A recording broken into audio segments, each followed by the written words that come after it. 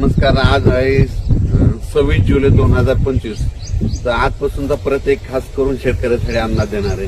तर खास करून काय करू तर आपण सुरुवात उत्तर महाराष्ट्राकडे करू. काय झालं, उत्तर महाराष्ट्राकडे काही भागामध्ये पाऊस पडले नाही. तर उत्तर महाराष्ट्रातल्या शेतकऱ्याला सांगू इच्छितो की 26, 27, 28, 29 जुलैपर्यंत नंदुरबार जिल्हा, धुळे जिल्हा, नाशिक जिल्हा, चाळीसगाव तालुका, तिथे रावेर, चोपडा, जळगाव जिल्हा, त्याच्यानंतर येवला, नाशिक या भागामध्ये म्हणजे 26, 27, 28, 29 पर्यंत चांगला जोराचा पाऊस पडणार आहे. शेतातून पाणी बाहेर निघणार आहे म्हणून हा अंदाज उत्तर महाराष्ट्रातल्या शेतकऱ्यांना लक्षात येतो. त्याच्यानंतर काय झालं की पश्चिम महाराष्ट्रामध्ये सोलापूर जिल्हा, सांगली जिल्हा, अहिल्यानगरचा काही भाग या भागामध्ये पाऊस पडले नाही. तर आज 26 तारखेला म्हणजे आज अहिल्यानगर भागामध्ये त्याच्यानंतर सोलापूर जिल्ह्यामध्ये करमाळा तिकडल्या भागामध्ये सोलापूर जिल्ह्यात खूप ठिकाणी आज म्हणजे दुपारनंतर जोराचा पाऊस सुरू होईल. रिमझिम काही ठिकाणी रिमझिम पडेल, कुठून शेतात पाणी निघेल म्हणून पश्चिम महाराष्ट्रातल्या शेतकऱ्यांनी हा अंदाज लक्षात घ्यायचा. त्याच्यानंतर आपण मराठवाड्याकडे बोलू. मराठवाड्याकडे सांगायचं झालं तर लातूर जिल्हा, धाराशिव जिल्हा, बीड जिल्हा, परभणी जिल्हा, जालना जिल्हा, संभाजीनगर, नांदेड, हिंगोली या जिल्ह्यामध्ये म्हणजे आज 26, 27, 28 पर्यंत चांगला दुपारनंतर जोरानं पाऊस येईल. सरी येत राहतील, जोरानं पाऊस येईल, पुन्हा मग कमी होईल, पुन्हा रिमझिम येईल. पण 28 तारखेपर्यंत मराठवाड्यामध्ये ह्या 5-7 जिल्ह्यामध्ये पाऊस 28 तारखेपर्यंत चालू राहणार आहे आणि 29 नंतर सूर्यदर्शन होणार आहे. त्याच्यानंतर काय करू, पूर्व विदर्भाकडे.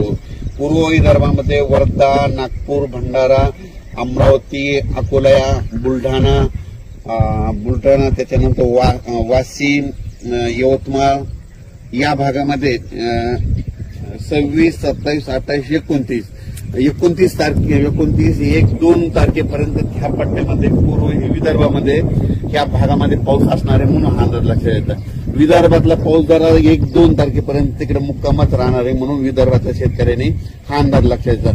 थोडंफार काय होईल 28-29 नंतर ऊन पडेल, पण थोडा पाऊस विदर्भात ते चालूच राहणार आहे म्हणून हा अंदाज लक्षात येतात. त्याच्यानंतर काय सांगायचं झालं तर पूर्व विदर्भ, पश्चिम विदर्भ, दक्षिण महाराष्ट्र, उत्तर महाराष्ट्र, कोकणपट्टी, खानदेश सगळीकडे आज म्हणजे असा रिमझिम पाऊस सुरू होईल. कुठं जोरात येईल, पुन्हा कमी होईल, पुन्हा जास्त होईल, पण हा पाऊस पडतच राहणार आहे. आणि कोकणातला पाऊस मात्र जोरानं पडणार आहे हे म्हणून लक्षात घ्यायचं. आणि योगायोगाने आज मी जात आहे करमाळ्याकडे जात आहे, म्हणजे झरेला जात आहे. झरेला एक प्रोग्राम आहे, त्या झरेकडे जात असतंय. तर त्या झरे करमाळा तिकडल्या भागामध्ये पाऊस पडलेला नाही. आज तिकडल्या भागामध्ये 3 दिवसामध्ये पंढरपूर तिकडल्या भागामध्ये चांगला पाऊस पडणार आहे म्हणून पंढरपूर कडल्या शेतकऱ्यांसाठी ही आनंदाची बात आहे. काय झालं, अहिल्यानगर भागातले मला शेतकऱ्यांची फोन आले की आपल्या इकडे पाऊस नाही.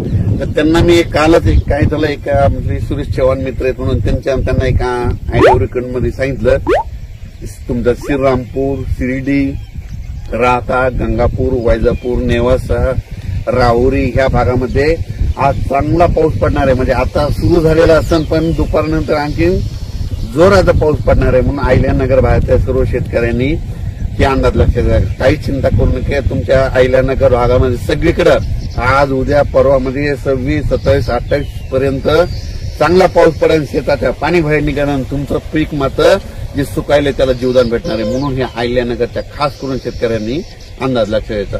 लातूर जिल्ह्यात 3 दिवस झाला पाऊस चालू आहे. धाराशिवला चालू आहे. म्हणजे सांगायचं झालं हा सगळीकडे पाऊस चालू आहे. फक्त पडला नव्हता फक्त अहिल्यानगर भागात, रावेर इकडे, चोपडा, यावल त्या भागामध्ये नव्हता. तिकडे देखील पाऊस सुरू झालाय म्हणून राज्यात आणखी 28 तारखेपर्यंत आहे. त्याच्यानंतर 29 तारखेला सूर्यदर्शन होईल काही काही भागामध्ये. 30 तारखेला आणखी चांगलं सूर्यदर्शन. त्याच्यानंतर 11-12 ऑगस्ट पर्यंत पुन्हा हवामान कोरडं राहील. मग काय होईल, 10 दिवस विश्रांती जाईल. शेतकऱ्यांनी काय करायचं, ऑगस्टच्या 10 पर्यंत तुम्ही तुमचे शेतीचे कामे करून घ्या. 12 ऑगस्ट मध्ये ऑगस्टच्या दुसऱ्या आठवड्यात परत एकदा चांगला असा मोठा पाऊस येणार आहे म्हणून हे अंदाज लक्षात घ्या. 12 ऑगस्टच्या दरम्यान परत एकदा पाऊस येणार आहे म्हणून हे देखील सर्व शेतकऱ्यांनी लक्षात घ्यायचं. म्हणजे ऑगस्टच्या दुसऱ्या आठवड्यात पाऊस येणार आहे.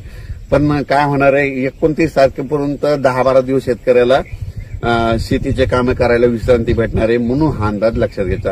अचानक वातावरणात बदल झाला तर लगेच एक निश्चित दिला जाईल.